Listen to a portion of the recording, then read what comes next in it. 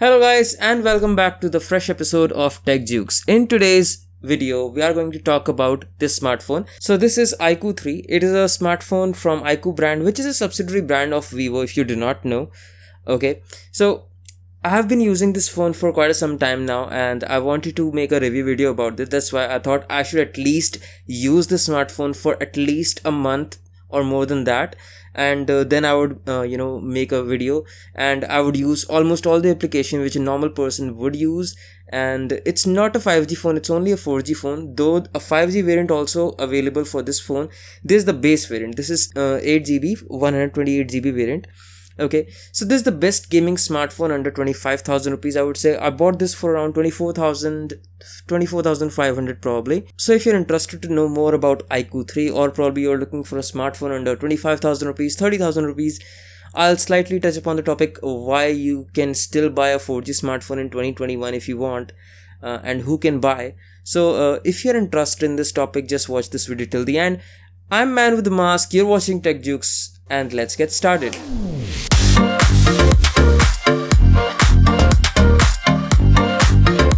Okay, before I start talking about the phone, let's just see what we get inside the box and how's the unboxing experience. The box has carbon fiber finish and it looks very premium and very stylish. It is not like the conventional box which we get with the phones. I would say it's very good. So if we just unbox it, we can see definitely there is a casing which is not very clear, and it is translucent, and it is not soft, it is hard. I mean, it is harder than cases which we see mostly with the smartphones. We get to see some documentation. There's a USB type C to type A cable just for charging, and this cable is special. I'll talk about the cable later on. There is a 55 watt charging brick. That's absolutely insane. And we also get to see in-ear earplugs which are not type C. These are 3.5mm pin. So that's a good news because it means we have 3.5mm jack. So now here's the phone. I'll talk about the phone design first, how the phone looks. So the phone is slightly heavy. I would say this is about 215 gram, 219 gram probably. It is slightly heavy and it is slightly thick as well. The thickness of this phone is 9.2mm. At the bottom we have SIM tray, microphone, type C port, and then we have speaker grill. And at the right side of the phone we have power button, and the power button has some textures. It is in orange color. By the way, the color which I have right now for this phone is tornado black. So we get orange color button with this one, and this has metal finish definitely, and it has some texture. So when you just place your finger or thumb on your power button, you can instantly feel there is a texture on this particular button. And then we have volume rocker, we have monster touch button for gaming. You might have seen these kind of button in ROG phone probably. And at the opposite side, the left side, we have AI button. So it wakes up the Google Assistant. So it's a handy feature if you like it. And at the top we can see 3.5mm jack. So yes, that's crazy because most of the smartphone companies, while making gaming phone, they are removing the 3.5mm jack, but they have included the 3.5mm jack, but also they have included a high quality DAC for this 3.5mm jack, so that you can get high quality sounds while you're playing games connected to the wired headphones. That's great, right? For your gaming experience as well as for your listening pleasure. And there is a secondary mic at the top which will be used as the noise cancellation microphone while making videos or whatever. For the first time it felt slightly heavy, but later on I got used to of holding this phone, and I'm pretty much comfortable with this much of weight and this much of thickness. So I'm pretty comfortable with this class phone. I would say this feels very premium because of the finishing which is provided at the back, because at the back we have glass finish, and this is protected by Corning Gorilla Glass 6. That's crazy because most of the smartphones are not even delivering Gorilla Glass 6 even at the front. So even at the back they are offering Gorilla Glass 6, and at the front they are giving the protection of Scott Sensation. So most of the people might not have heard the name of this one, but this is decent and it will give you decent level of protection. There's a gradient at the back. The gradient is with blue color and black color, which looks very good and very premium. I must say that it is a fingerprint magnet. If you talk about the back, it is attracting a lot of fingerprints, but that definitely feels very good. Most of the people, when they check this phone in my hand, they asked me straight away, is this a OnePlus phone? Because this looks absolutely stunning like OnePlus phones. Now talking about the frame is metallic at the sides. The whole frame is made up of metal, so this also looks very premium again.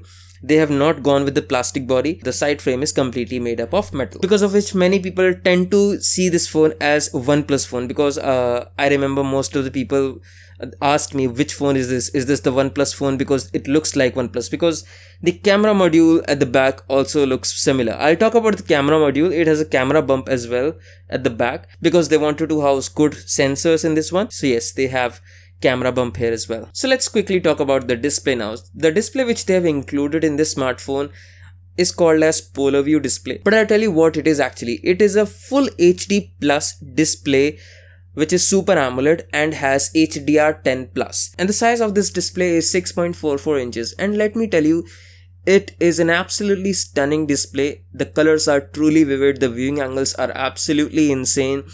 I really love to play games on this one as well. Yes, it is 2021 and you might be expecting probably higher refresh rate, like 90 Hz at least, or 120 Hz, because these days gaming phones are coming with 144 Hz display rate, even 240 Hz display rate, right?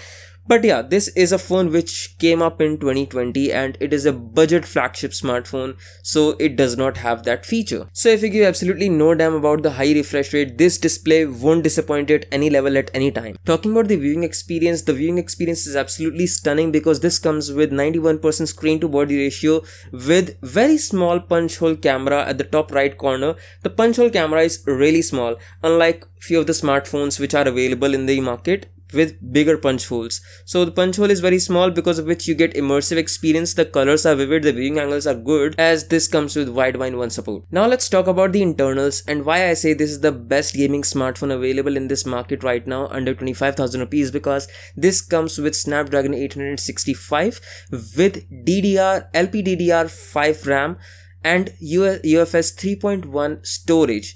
So UFS 3.1 is the latest storage which we have available right now. So this phone was launched in 2020. Still, this has the latest UFS storage. So even if you compare this with ROG Phone 5, this also has UFS 3.1 storage and LPDDR5 RAM, which is the latest one in the market right now. So Snapdragon 865 is not the latest, but I can bet on that Snapdragon 865 can play any game at highest possible settings, which is available in the Play Store right now. And Snapdragon 888 is the latest version available for the Snapdragon. So if you compare with Snapdragon 870, the Snapdragon 865 is not far behind. And now talking about the battery capacity is 4440 mAh battery with support of super flash charge, in which you can charge your phone up to 50% within 15 minutes only. And this is not a gimmick actually. I've also tried it. The charging is quite fast on this one, just because we have 55-watt charger which charges your phone very quickly. Okay, now let's talk about the software on the smartphone. This comes with IQOO UI on Android 10 out of the box. So yeah, you are not getting Android 11 out of the box, because it is a 2020 smartphone. So you have to update your smartphone to get Android 11. That means you are missing on one Android update, but that's not a big deal, because you are getting this smartphone at a very cheap price with very good internals. So you can survive with that, right? That's not a very big deal according to me. And now talking about the experience of the UI. The UI, I would say, is a very heavy skin. This is highly customizable UI, which makes it a very heavy skin, but also it comes with bloatware. So at this price point, I won't complain about the bloatware, because you are able to uninstall it. The problem which I faced was, when I started the phone, I was trying to uninstall the bloatware, but it was not letting me uninstall the bloatware. So I had to update the phone to the latest version of the Android so that it can let me uninstall the bloatwares, and I successfully uninstalled all of them. So no issues on that. But yeah, the skin is very heavy. If you are a person who really loves to use stock Android, you might not like it, but you might also not hate it, because the skin is quite close to Android OS, but it has a lot of customization. available. So you have tons of options available to customize your smartphone, like how the fingerprint scanner looks like, how the icon looks like when the phone is trying to scan your face to unlock the phone, and how the phone reacts to the new notification, and different kind of patterns for your charging as well. So this has tons of customization and tons of combination of customization available. No worries on that, but it is quite heavy. This phone lets you use the app drawer, and it has all the sensors which you can expect in a flagship smartphone available. And if you're worrying about the speed of unlock via the in-display fingerprint, it is quite fast, and you're worried about the face unlock speed, it is also fast. So one thing I like very much about the smartphone is the in-display fingerprint scanner. So I thought it's a 2020 smartphone, they might be using an older generation fingerprint scanner, but that's not the case. The in-display fingerprint scanner is of a new generation, and it is quite fast. So now let's talk about the cameras on this smartphone. So I'm pretty satisfied with the positioning of the cameras and lenses on the smartphone. The bump is not very huge. And now talking about the camera, we have quad camera setup. So talking about the main camera sensor, it is 48 megapixel IMX 582, and ultra wide lens is 13 megapixel. Telephoto lens is again 13 megapixel, and there's an extra lens for depth which is of 2 megapixel only. And the good news is you can use your 13 megapixel ultra wide lens as macro lens as well. So the camera UI in this phone lets you use the ultra wide lens of 13 megapixel as super macro lens as well, which is a good news because you can get very high quality super macro shots. And trust me, it is not the same thing. I have tried to click the pictures in ultra wide mode, and I have tried to click the pictures in super macro mode. There is a difference between the focal length. I have seen the super macro option gives me extra zoom to the object to get that kind of macro effect. So that's a good thing. Talking about the selfie camera, we have 16 megapixel selfie camera which comes as a punch hole camera on your front display. Okay, now let's talk about the camera performance. Being a gaming smartphone, I thought this would not have a very good camera because this already has a very good internal at a very good price range.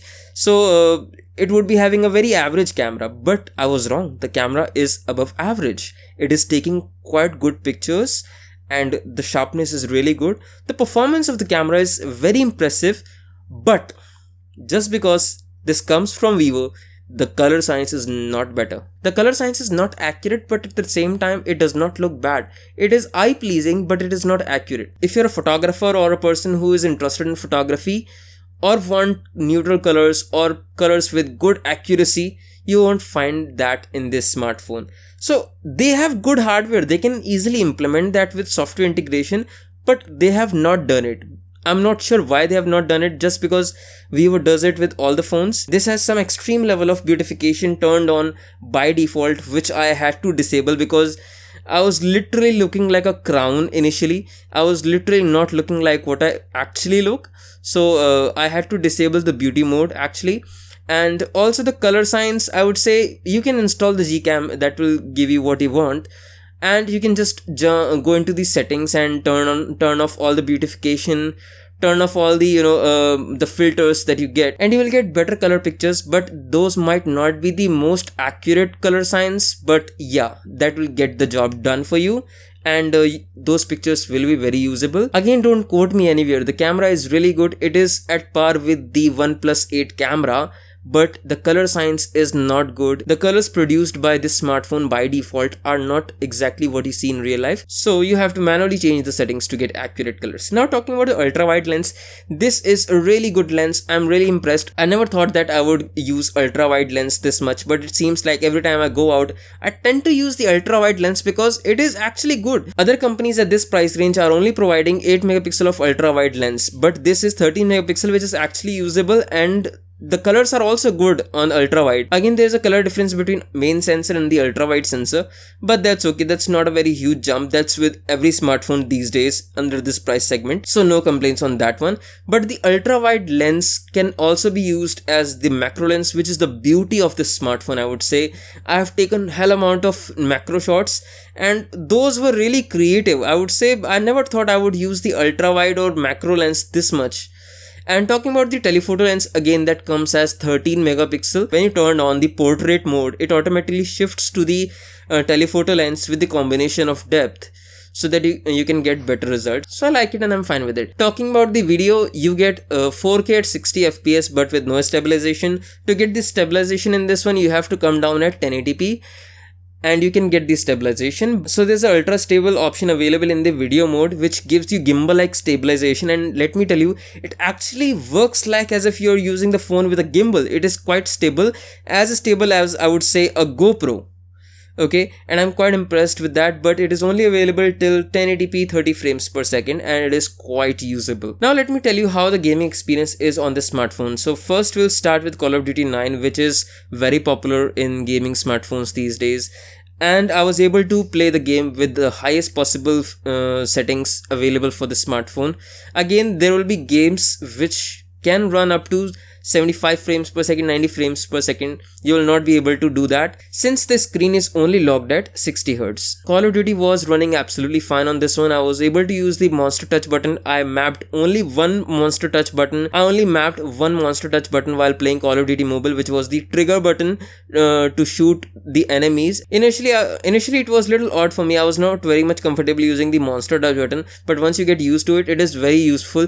If you do not know how to make claw, then you can definitely use this monster button. You can get that same kind of effect which you get while using 4-finger claw. As for 9 was running battery smooth, there was no stuttering, there was no frame drop, absolutely fine. And the most amazing part of the smartphone is this has 180 Hz of touch sample rate. I'm not talking about the refresh rate of the display, I'm talking about the touch sampling refresh rate. So it has 180 Hz touch sampling refresh rate, because of which the phone feels a little snappier. You face very less amount of input lag while playing games, so that's another very useful thing in this smartphone. Okay, now let's talk about the battery and the charger. The battery is 4440 mAh, because of which I'm able to use the phone more than a day. I would say I'm a moderate user who does not play games but have lots and lots of apps installed and does a lot of things on the smartphone. So this smartphone was giving me battery life of more than a day most of the time. I've heard in few videos that the battery life of this phone is not good. That was because when they initially jumped to the Android 11, the battery life was not well. It was not a stable version. Later on they introduced the updates, after which the battery life has become better. So definitely if I charge 100% in the morning, I can definitely see 15 to 20% juice left in the next morning. And even if you run out of battery, you do not need to worry, because you are getting 55 watts of charger which can charge your battery 50% in just 15 minutes. So that's a good thing. So if you want to completely charge your phone, it took me like 50 to 55 minutes, just because the initial 50% of the battery gets charged with the super flash charging. But after the 50% battery being charged, the charging gets slowed down just because of the protection of your device. So I won't recommend you to use your phone while you're charging, just because the phone gets very warm while you're charging the phone, and I won't recommend any smartphone user to use the phone while they're charging their device with the fast charger or any kind of quick charge or whatever charger it is available in the market. Do not use your phone while it is charging, because the phone is already very warm and you're playing games which will even warm up the phone a little bit. So that much of heat is not very good for any smartphone. Okay, so if you want to play games while charging, just get a 18 watt charger, just get a 10 watt charger and plug it in into your phone and start playing the game. But if you only have one charger, which is a super fast charge which comes inside the box with your smartphone, just first charge your device and then play games. Do not do these two things simultaneously with any phone. Talking about the audio output from the 3.5mm jack, I would say it is pretty good, and the earplugs which you get with this smartphone is also very nice, and this is meant for gaming purpose especially. As you can see, the cable, it is in L shape, so that you can just hold your phone while you're playing games. It won't interrupt in your hands while you have connected the earplugs and you're playing games, so that you can get the high quality sounds of the footsteps of your enemies. Okay, now one of the most important question people ask me, why I bought a 4G smartphone in 2021. So let me tell you, I'm a person who is always on Wi-Fi. So I'm not a person who uses a lot of mobile data. So when I'm in office, I use Wi-Fi. When I'm at home, I use Wi-Fi. And it's very less likely that I am using 4G. So even when I'm using 4G, I'm most of the time just replying to emails and replying to messages. I'm not downloading movie. I'm not a movie freak. I'm not a person who does a lot of browsing when I'm out. I'm not a person who does download movies, watch Netflix, Prime or whatever. I'm not that person. And I hardly believe that good 5G bands will be available in India within 2 years. So it's not like I have purchased this phone only for 2 years, but just consider that 2 years is a good amount of time. So I have purchased the smartphone for 25,000 rupees. If I wanted to go with a 5G variant, I would have spent 5,000 more, but I actually do not need it. So even if I use this phone for 3 years, it won't be a trouble because I am actually not using 5G. I am happy with my 4G because I do not download when I'm out. I only do most of the browsing and downloading when I'm at home on my Wi-Fi. Yes, that does decrease the resale price of the smartphone, but actually I'm paying less while buying the smartphone, so that's an equal thing, right? So that's my point of view. You might have your own opinion, so let me know what you feel in the comment section below. Let me know if you like the phone and like the video or not.